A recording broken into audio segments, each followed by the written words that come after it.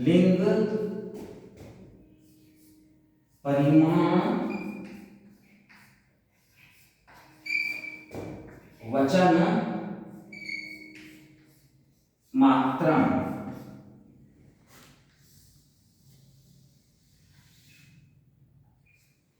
तस्मिन्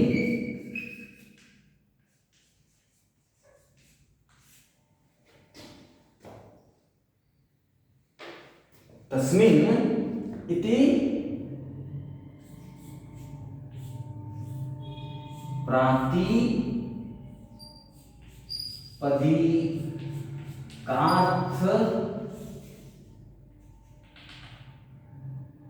लिंग परिमाण वचन मात्रे। यह प्रातिपदिकार्थ लिंग परिमाण वचन मात्रे यह द्वंद्व समास है। इसमें चार्थे द्वंद्व से द्वंद्व समास हुआ है। इस प्रकार हम देखते हैं कि यह पद जो है द्वंद्व समास है और इस द्वंद्व समास के अंत में यह मात्रे शब्द प्रयुक्त है। अब हम लोग जानते हैं कि द्वंद्व समास के अंत में जो पद प्रयुक्त होता है वह पद द्वंद्व समास के प्रत्येक घटक तत्व घटक अवयव के साथ संबद्ध होता है। कहा जाता है द्वंद्वान्ते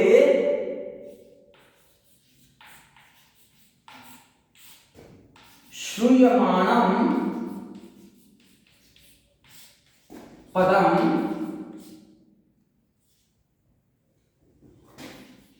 प्रत्येकम अभिसंबध्यते।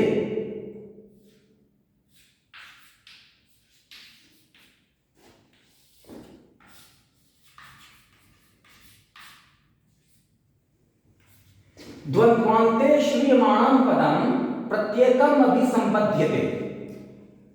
तात्पर्य क्या हुआ कि द्वंद्वांत में द्वंद्व के अंत में द्वंद्व समास के अंत में श्रूयमाणं सुना जाने वाला पद प्रत्येकम अभिसंबध्यते प्रत्येक के साथ संबद्ध होता है, प्रत्येक के साथ जुड़ता है। इस प्रकार यहां हम देखते हैं कि द्वंद्व समास के अंत में यह मात्रे शब्द प्रयुक्त है। इसलिए यह मात्रे शब्द द्वंद्व समास वाले इस समस्त पद के प्रत्येक घटक अवयव के साथ इसका संबद्ध होगा। मात्रे शब्द का संबंध होगा, मात्रे शब्द संबद्ध होगा। इसमें द्वंद्व समास में घटक पहला घटक अवयव है प्रातिपदिकार्थ, दूसरा घटक अवयव है लिंग, और तीसरा घटक अवयव है परिमाण और चौथा घटक अवयव है वचन। इस प्रकार ये मात्रे शब्द द्वंद्व समास के अंत में प्रयुक्त होने के कारण प्रत्येक घटक अवयव के साथ इसका इस परिभाषा के आधार पर संबंध होगा और तब उसका अर्थ किया जाएगा। इस प्रकार मात्रे शब्द प्रातिपदिकार्थ के साथ जुड़ने पर संबद्ध होने पर बनेगा प्रातिपदिकार्थ मात्रे, और मात्रे शब्द का लिंग घटक अवयव के साथ जुड़ने पर होगा लिंग मात्रे। परिमाण के साथ मात्रे जुड़ने पर बनेगा परिमाण मात्रे, वचन के साथ जुड़ने पर बनेगा वचन मात्रे। इस प्रकार मात्रे शब्द का प्रत्येक घटक अवयव के साथ जुड़ने पर अर्थ बनेगा प्रातिपदिकार्थ मात्र में लिंग मात्र में, परिमाण मात्र में, वचन मात्र में। प्रथमा, यहां सूत्र में प्रथमा है तो क्या अर्थ हो गया? प्रथमा विभक्ति होती है। यानी सूत्र का अर्थ क्या हुआ? प्रातिपदिकार्थ मात्र में प्रथमा विभक्ति होती है। पहले घटक अवयव के साथ यह अर्थ बनता है, दूसरे घटक अवयव के साथ अर्थ क्या बनता है? लिंग मात्रे प्रथमा, लिंग मात्र में प्रथमा विभक्ति होती है।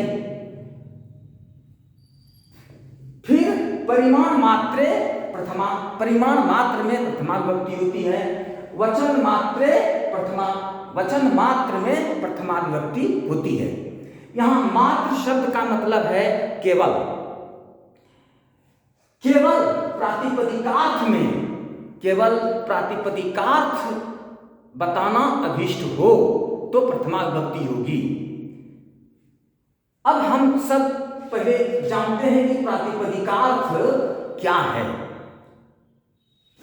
प्रातिपदिकार्थ में हम सब देखते हैं कि दो पद हैं, प्रातिपदिक और अर्थ, दो पद हैं। प्रातिपदिक जमा अर्थ, प्रातिपदिक जमा अर्थ, इसका अर्थ क्या हुआ? प्रातिपदिक का अर्थ, प्रातिपदिकार्थ का मतलब प्रातिपदिक का अर्थ। इसका विग्रह करेंगे तो होगा प्रातिपदिकस्य अर्थः, प्रातिपदिकस्य अर्थः इति प्रातिपदिकार्थः।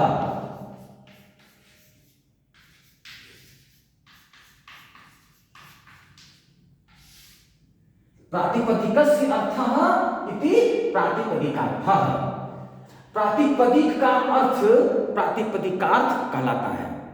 प्रातिपदिकार्थ मात्र में यानी केवल प्रथमा प्रातिपदिकार्थ बताना अभीष्ट हो तो प्रथमा विभक्ति का प्रयोग होता है। तो अब यहाँ दो शब्दों के विषय में जानना जरूरी है, प्रातिपदिक क्या है और अर्थ क्या है। प्रातिपदिकार्थ क्या है?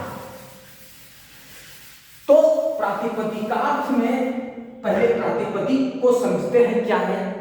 पाणिनि ने बताया है कि प्रातिपदिक किसको कहते हैं। उन्होंने बताया है अर्थवद धातुर प्रत्ययः प्रातिपदिकम्, अर्थवद धातुर प्रत्ययः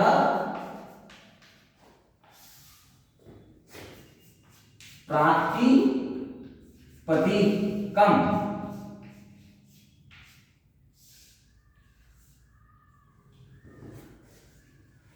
अर्थवद धातुर प्रत्ययः प्रातिपदिकम्, इसमें संधि विच्छेद करते हैं तो बनता है अर्थवत जमा अधातु जमा अप्रत्ययः।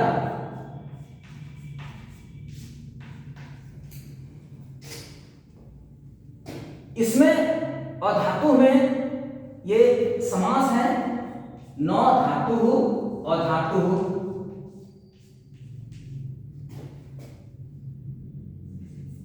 न प्रत्ययः अप्रत्ययः। इसमें नई समास है, अधातु में और अप्रत्यय है। अब अर्थवत का मतलब क्या हुआ? इसमें अर्थ शब्द में मतुप प्रत्यय लगा हुआ है, अर्थ शब्द में मतुप प्रत्यय लगा है।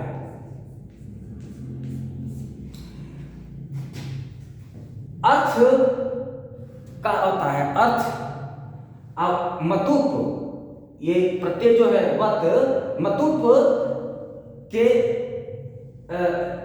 स्थान पर, यहां मतुप म के स्थान पर व हुआ है, ये मतुप प्रत्यय है मतु प्रत्यय का अर्थ होता है युक्त और वाला। मतु प्रत्यय का अर्थ होता है युक्त और वाला। मतु का अर्थ युक्त और वाला। तो अर्थ शब्द में मतु प्रत्यय लगा है, अर्थवत बना है। यह अर्थवत ये नपुंसक लिंग में प्रथमा विभक्ति एक वचन का रूप है। प्रथमा विभक्ति एक वचन, जगत के समान इसका रूप चला हुआ है। जगत, जगती, जगंती ऐसे रूप चलता है। अर्थवत, अर्थवती, अर्थवंती। तो अर्थवत जो है ये नपुंसक लिंग प्रथमा विभक्ति एक वचन का रूप है। तो अर्थवत का अर्थ हो गया अर्थ से युक्त, अर्थ से युक्त या अर्थ वाला, अर्थात अर्थवान, सार्थक।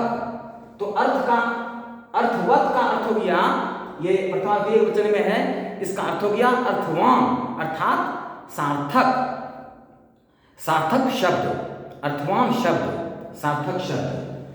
और धातु का अर्थ हो गया जो धातु न हो। पठ, लिख, हस, गम, गच्छ आदि ये जो है धातु कह रहा है कि अधातु, धातु न हो। पठ, लिख आदि धातु न हो। अप्रत्यय यानी जो प्रत्यय न हो, जैसे तिप, तस, झी, सु, औ, जस, क्त्वा, लियत, तुन, ये सब प्रत्यय हैं। तो कहा है कि जो प्रत्यय न हो। इस प्रकार अब पूरे सूत्र का अर्थ हुआ कि जो धातु न हो और जो प्रत्यय न हो, अर्थात धातु और प्रत्यय को छोड़ करके अर्थवत, अर्थवान शब्द, सार्थक शब्द प्रातिपदिकम, प्रातिपदिक कहलाता है। ये अधातु साधु के समान रूप चला है, पुल्लिंग में प्रथमा एक वचन में है। और प्रत्यय देवः के समान रूप चला है, यह भी प्रथमा विभक्ति एक वचन में है। प्रातिपदिकम फलम के समान रूप चला है, यह भी प्रथमा विभक्ति एक वचन में रूप है। इस प्रकार प्रातिपदिक के विषय में पाणिनि ने बताया कि प्रातिपदिक वही है, वही सार्थक शब्द है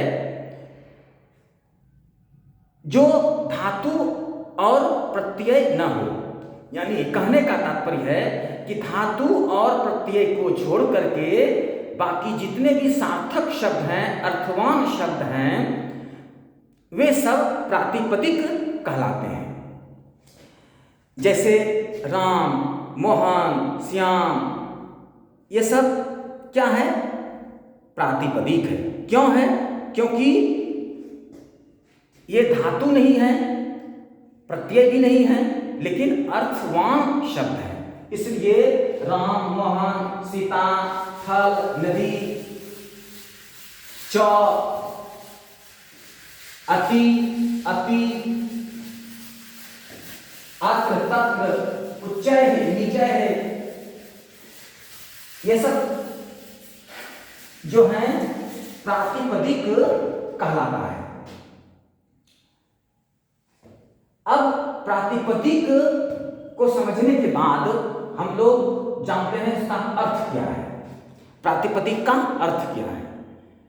प्रातिपदिकार्थ पाणिनीय व्याकरण में, व्याकरणाचार्यों में, व्याकरणों ने बताया है प्रातिपदिकार्थ के विषय में नियतोपस्थितिकः, नियतोपस्थितिकः प्रातिपदिकार्थः।